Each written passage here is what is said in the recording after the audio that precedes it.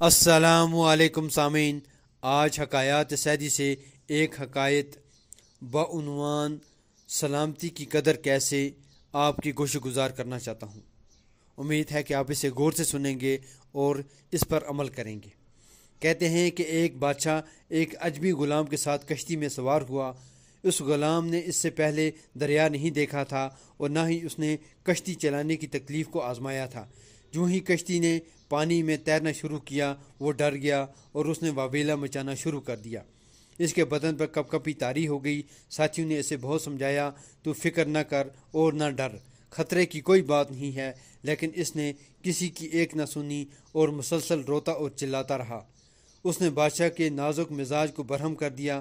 اسے چپ کرانے کی تمام تجاویز اور تدابیر رائیگاں ہو گئیں۔ اسی کشتی میں ایک دانا اور مدبر آدمی یہ ماجرا دیکھتا رہا۔ اس نے بادشاہ سلامت سے کہا، اگر حکم و اجازت ہو تو اسے ایک طریقے سے چپ کرا دوں۔ بادشاہ سلامت نے یہ بات مان لی اور اس بات کو پسند کیا اور اجازت دے دی۔ دانا نے دو تنومند ملاحوں کو کہا کہ اسے پکڑ کر دریا میں 2 غوطے دیں۔ دانا کی بات پر عمل کیا گیا۔ جب اس غلام کو باہر نکالا گیا تو وہ کشتی کے اندر خاموشی سے ایک کونے میں بیٹھ گیا اور کشتی میں سکون ہو گیا۔ بادشاہ سلامت کو تعجب ہوا تو دانا سے پوچھا کہ اس میں کیا حکمت تھی۔ دانا نے کہا، عالیجہ، اس غلام نے اس سے پہلے ڈوبنے کی تکلیف نہیں اٹھائی تھی اور کشتی میں سلامتی سے بیٹھ کر پار جانے کی قدر سے ناواقف تھا۔ اب غوطہ کھانے کے بعد کشتی میں سلامتی اور غرقابی کی اذیت کا مزہ چکھ لیا ہے۔ سامعین، یہ تھی حکایت۔ اب اس حکایت سے ہمیں یہ سبق ملتا ہے۔ نمبر 1، آرام کی قدر وہی جانتا ہے جو کسی مصیبت میں مبتلا ہوا ہو۔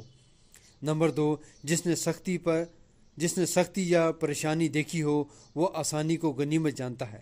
نمبر 3، جس سے کوئی تلخ تجربہ نہ ہوا ہو وہ تلخی کی حقیقت سے ناواقف ہوتا ہے۔ نمبر 4، عافیت کی قدر وہی جانتے ہیں جو مصیبت جھیل چکے ہیں۔ نمبر 5، جس کسی کو کوئی تجربہ یا معاملہ درپیش آئے وہی اس کی تکلیف اور دکھ سکھ کو محسوس کر پاتا ہے۔ اللہ پاک ہمیں کہنے سننے سے زیادہ عمل کرنے کی توفیق عطا فرمائے۔ سامعین، آپ کو میری کاوش کیسی لگتی ہے ضرور بتایا کریں۔ میرے یوٹیوب چینل کو لائک، شیئر اور سبسکرائب کرنا نہ بھولیں۔ اس کے ساتھ ہی اجازت دیں۔ اللہ نگہبان۔